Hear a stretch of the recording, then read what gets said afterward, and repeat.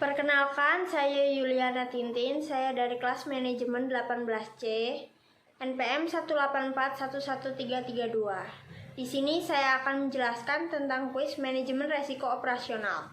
Sebelumnya, kalian harus tahu apa itu manajemen resiko. Manajemen resiko adalah segala proses kegiatan yang dilakukan semata untuk meminimalkan, bahkan mencegah terjadinya resiko dalam perusahaan.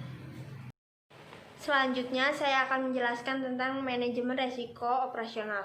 Manajemen resiko operasional adalah resiko akibat ketidakcukupan dan tidak berfungsinya proses internal, serta kesalahan manusia dan kegagalan sistem, dan kejadian-kejadian eksternal.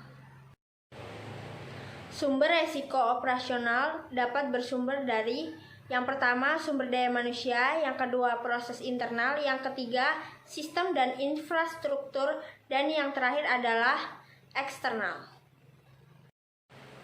Tujuan utama dari manajemen risiko operasional adalah untuk meminimalkan dampak negatif dan tidak berfungsinya proses internal, juga kesalahan manusia, kegagalan sistem, dan kegagalan eksternal lainnya. Resiko operasional dibagi dengan 4 kategori. Yang pertama adalah resiko proses internal dengan contoh kelalaian marketing, pencucian uang, dan kesalahan transaksi. Yang kedua adalah resiko manusia dengan contoh kecurangan internal, sengketa pekerja, dan praktik manajemen bank. Yang ketiga adalah resiko sistem dan infrastruktur dengan contoh kesalahan input data, kesalahan pemrograman, dan problem keamanan sistem dan teknologi. Yang keempat adalah resiko eksternal, bencana alam, tsunami dan kebakaran, terorisme, dan listrik PLN mati. Perusahaan perlu menerapkan pelaksanaan, kebijakan prosedur, dan penetapan rumit. Yang pertama, strategi manajemen risiko, yaitu harus sesuai dengan strategi bisnis dan disusun dengan mempertimbangkan faktor perkembangan ekonomi dan industri organisasi bank. Yang kedua adalah tingkat risiko yang akan diambil dan toleransi risiko, serta kebijakan prosedur, yaitu jenis risiko yang persediaan diambil perusahaan untuk mencapai sasaran korporasi. Yang ketiga adalah kebijakan dan prosedur.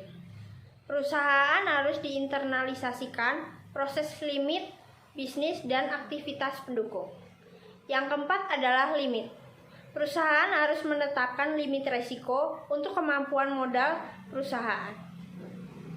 Selanjutnya, saya akan menjelaskan tentang pengukuran risiko operasional, yaitu risiko suatu aktivitas. Yang pertama, pengamatan frekuensi versus dampak. Yang kedua, kerugian yang diperkirakan versus kegiatan yang tidak diperkirakan.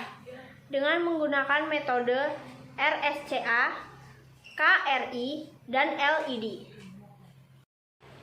OJK menerapkan 3 model dalam menghitung kewajiban. Yang pertama adalah pendekatan indikator dasar. Yang kedua, pendekatan terstandarisasi. Yang ketiga adalah pendekatan pengukuran lanjut. Di sini saya memiliki contoh soal, yaitu hitunglah beban modal risiko operasional menurut risiko ATMR dalam 3 tahun terakhir. Tahun 2016, pendapatan sebesar 400, 2017 pendapatan 1000, 2018 pendapatan 2000, 2019 pendapatan 3.000, 2020 pendapatan 4.000.